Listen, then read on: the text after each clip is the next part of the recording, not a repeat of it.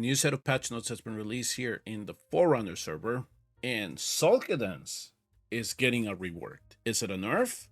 Let's examine it.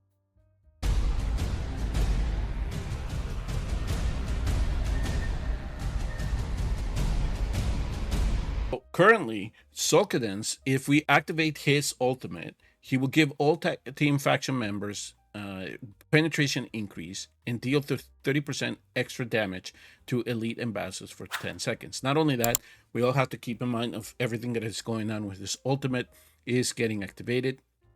So the talent will take effect, increases damage by 11% for 12 seconds, marks the one target with highest HP for 10 seconds, during which all heroes will prioritize attacking them, and then upon expiring, the mark will explode, dealing 300% AoE damage. Also, during this whole thing, we have the Pyro Blitz occurring, which is when everybody gets locked up. We all seen this.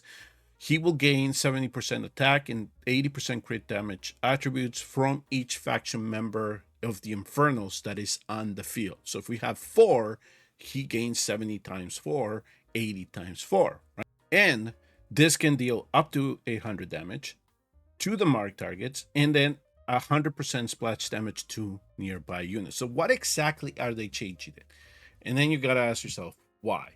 So remember, there's a lot of new content that they're thinking about rolling out, and they keep talking about a big May update as well. So right now we have Abyss 1 to contend with here in the Forerunner server that I imagine that they're not going to change, and they're going to roll it out to the global server in April. And yes, there are some teams that are using Solcadens, but he's not meta right now. But still, there has to be a reason why the developers felt that he needed a drastic change, because here's the change. Now, initially, you might read, wait, what? Why does it read like a nerf? But as we build up on the patch notes, either he's going to do more damage or is going to balance things out. So we'll see. We'll see exactly how all of this tracks. Now, hopefully, when the update goes through in Forerunners, it's also happening in the test server, so we can go test it, make sure that we're not losing too much damage from this Infernal Lord.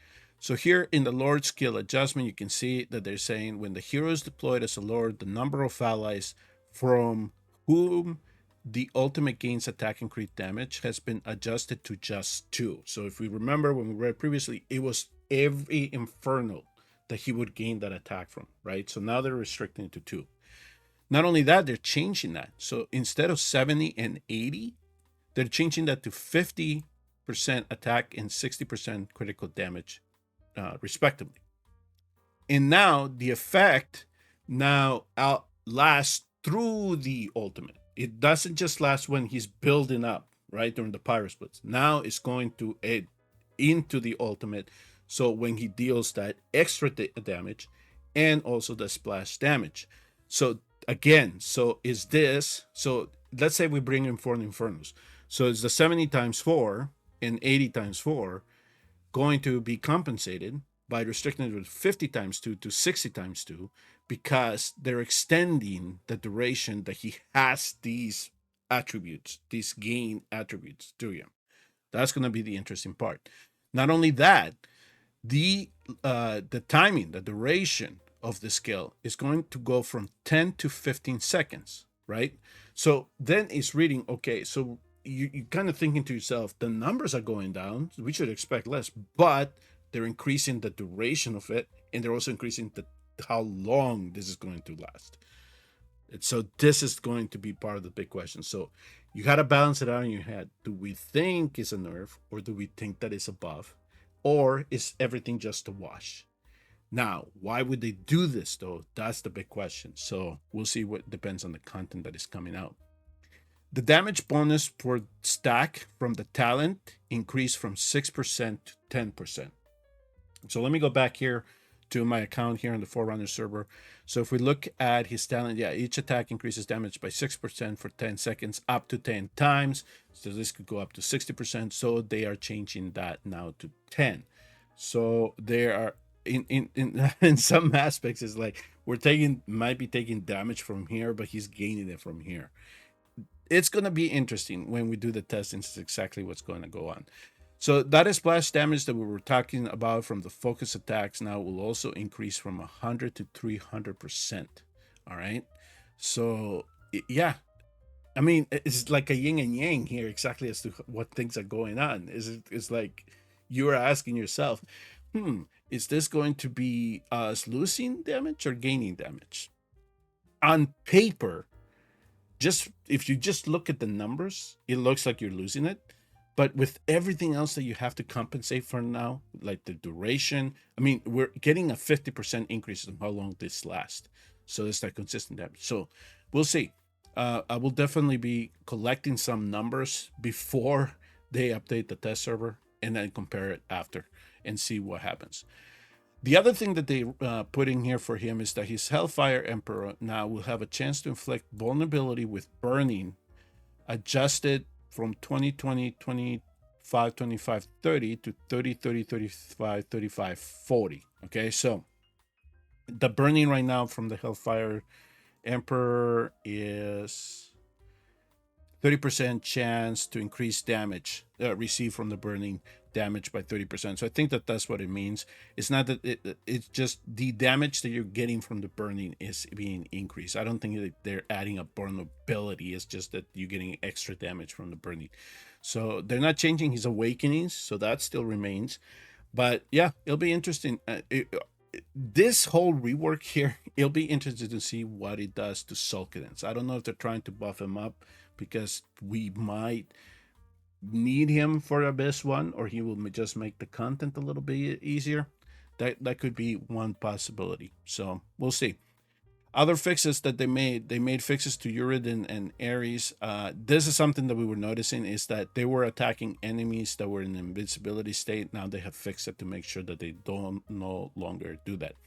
For most of you here in the global server, this is not going to affect you at all. Essentially what they're doing here for the Honors Gauntlet, which is real-time arena, is that they're going to add 8-day off season between the periods, and they're also adding an off period during the week. So that's essentially what's happening there.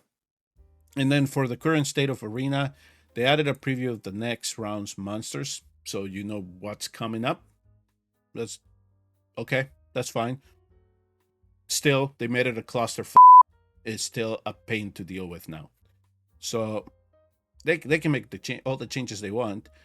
It's not helping, not at all. So we'll see what happens with that. Then there's some nice quality of life features being added to this, and we're gonna go and look around when this update goes wrong. But it says that the custom gear recommendations now support essential attribute settings. So it's like we must have this attribute, right? And then we can add the other ones, could be optional.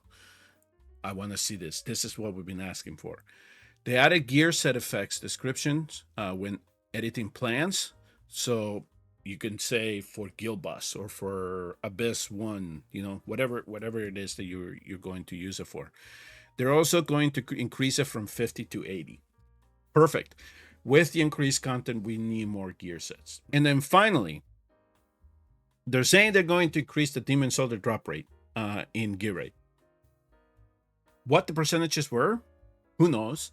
They're saying they're going to increase it. Who knows by how much? Could be 0.1% for all we know. Until they make all this public. Now, they have said that they're going to make public the rates for the heroes, but they need to make it widespread for everything. Gear, forging, artifacts, everything. Everything has to be on the table. Many games are adapting to that, because many games are adapting to the laws of each country. So just spill it out, make it all public, all right? And then you'll have a little bit more trust from the player base. All right, so yeah, so this set of patch notes, the big thing is going to be the Solcadens rework. We will have some testing to do, and we will do that in a separate video. Thank you all very much for tuning and watching. I will see you all in the next Watch of Realms video, and please let me know what you think about the perspective change to Solcadens.